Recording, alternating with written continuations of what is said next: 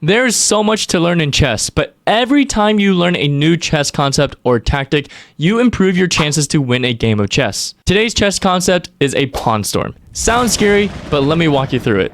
So let's start with the question, what is a pawn storm? It's when you push connected pawns forward multiple times in a row. This creates a cascading or storming effect. And usually the primary goal of a pawn storm is to open lines of attack to your enemy's king. In this case, your kings have castled on opposite sides, and your rooks are looking for open lines to attack the enemy king.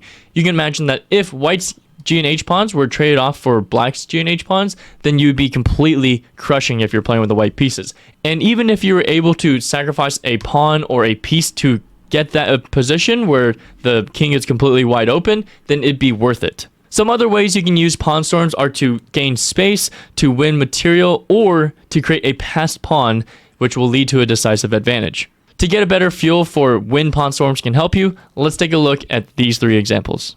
Let's start with this game where I played the Vienna and my opponent castles. My opponent's actually another streamer, Lipo Steve, and here we are playing a 1-minute game. I am the world's slowest chess player. I'm okay at rapid chess, but in bullet chess, I'm terrible, but with the idea of a pawn storm, it actually allows me to play faster and have a clear plan, and meanwhile, black is the one that has to have very resourceful moves.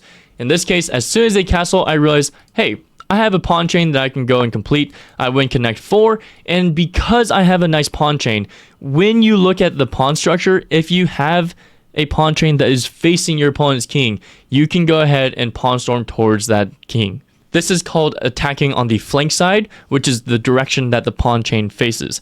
My opponent goes for a6, and they're clearly going for b5, so I make some room for my bishop, and when they play b5, I back up my bishop. Now after rook b8, now I have time to go ahead and start my plan. h3, I'm going to storm my pawns down and go from there. The computer actually wanted me to play g4 because it's saying you can go ahead and sacrifice the pawn, because that's the whole point of the pawn storm, is to get an open line of attack, and you've accomplished that. I didn't see that. I did play a little bit faster. I played h3 with the idea to play g4, which still works. g4, and they try to stop it, but I say nope, g5 anyway. So h3, g4, g5, and my whole plan is to open up some of these lines to the king. After h takes, I take with the knight, and I simply play queen to h5. Now, because my knight has moved forward, there's an open line of attack, everything is going my way. And yes, you might be asking, my opponent didn't have to play knight to d7, but it's not so easy to find the correct moves here. They had to find knight to d4, but I still play rook g1, and the only plan here is to break open the center. They need to create counterplay. And this is also a good lesson. If your opponent is creating a pawn storm at you, then you need to play in the center. The reason being, well, if I'm trying to open up lines to attack you, then you should open up lines to attack my king, which is out in the open right now.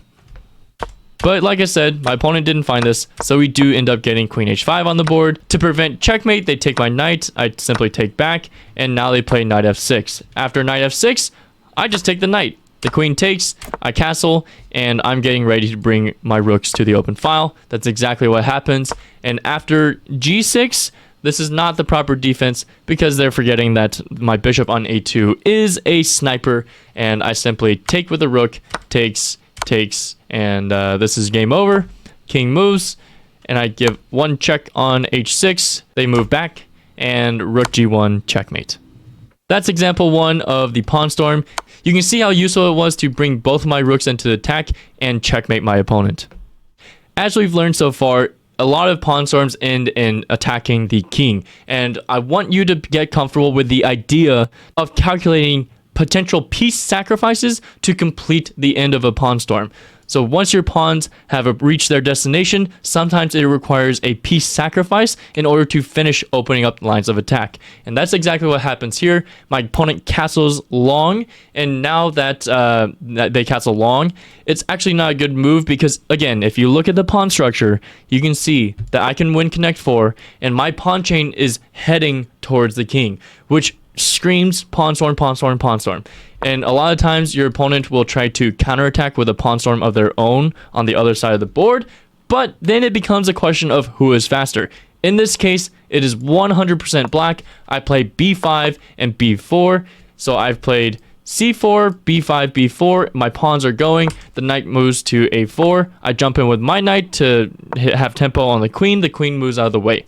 And here the best move by far and away is queen a5 because this knight is trapped. Basically, they have to go here, but now you can just simply, there's a couple of different lines. So first off, you can just go ahead and remove the knight, or there's even a savage idea here, knight c3 check. And again, the emphasis is opening lines of attack on your opponent's king. And after takes and takes, it looks a little dicey because the threat is any sort of queen check and then mate on b2. And, you know, at the very least, they would have to, you know, sacrifice the knight on b3. And then it just looks very depressing. You're obviously going to crash through and win. But I did not play for queen a5 because I missed it at first. Instead, I played b3.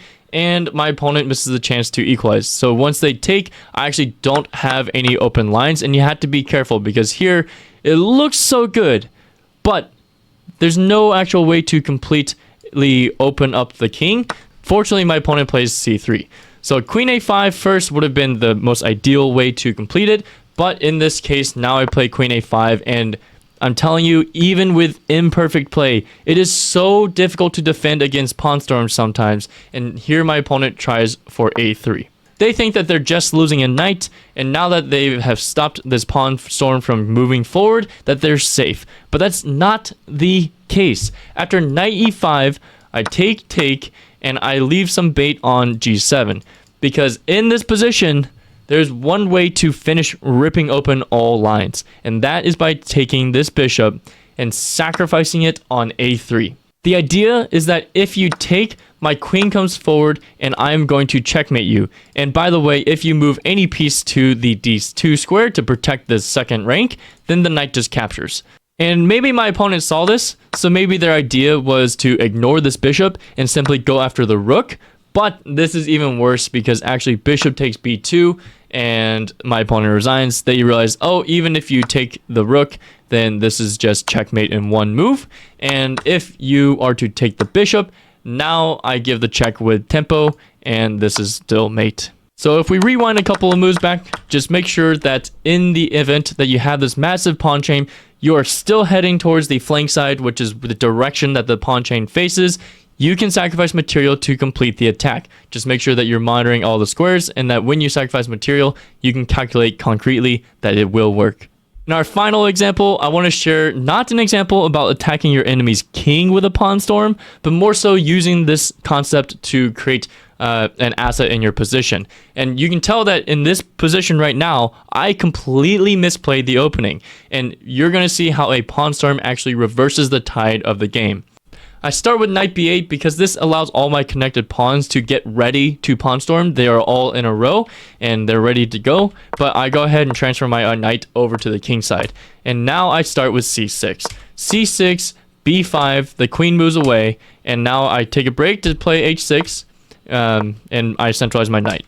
Now I continue to bring more pieces to get ready for phase 2 of the pawn storm. And that's with c5. After queen b2, it's a mistake, but you might be wondering, wait, what about just takes with the pawn, right? Like, why does white have to allow this to continue?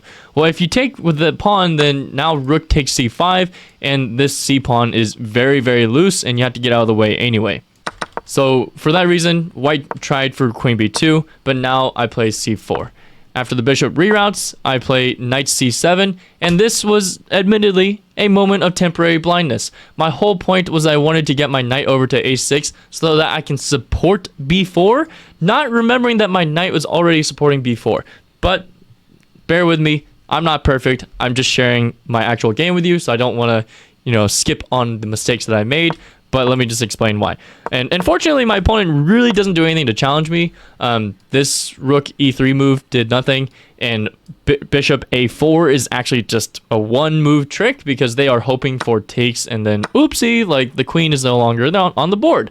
But silly rabbit, tricks are for kids, right? And this actually enables me to continue with my plan of b4. Just completely bypassing this bishop on a4, and after takes and takes, we see that I have two pawns that are very close to being a passed pawn. And that's exactly what happens after a3. I realize, okay, I was trying to get my passed pawn to promote, but actually, what about the giant fork? C3, they hang a fork, they take, and now I can simply take on A3, defended by my bishop, and now I have a passed pawn. So not only did I win material using this pawn storm, but I also have a passed pawn. And bear with me, because you're going to want to see the end of this game. How do you convert once you have this advantage? They try to hit my queen with tempo. I simply slide out of the way. They bring their queen to pin my knight to my queen, and they're going for all these crazy pins, but I'm not concerned because I know that after rook b6, they're really trying to pressure this knight.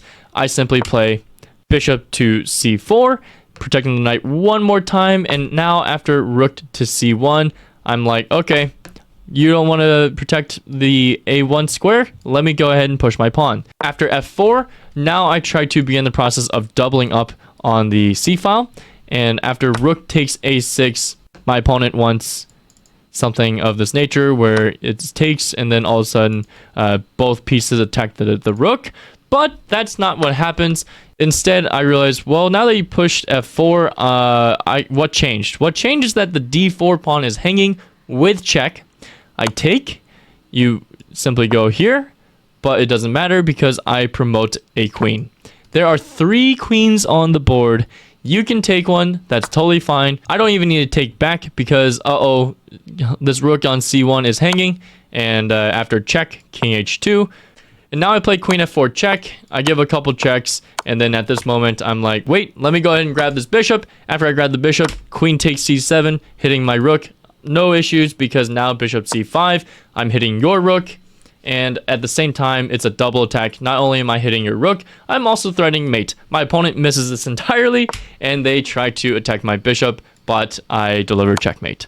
Tactics flying every which way, but all made possible because I was able to get the passed pawn in this position. With the pawn storm, the passed pawn was protected and we were good to go. And then because of that passed pawn, I was able to get this position where there were 3 queens on the board and I was able to convert to a winning position. If you want to learn more chess principles, then go check out this video right here. Happy learning, everyone.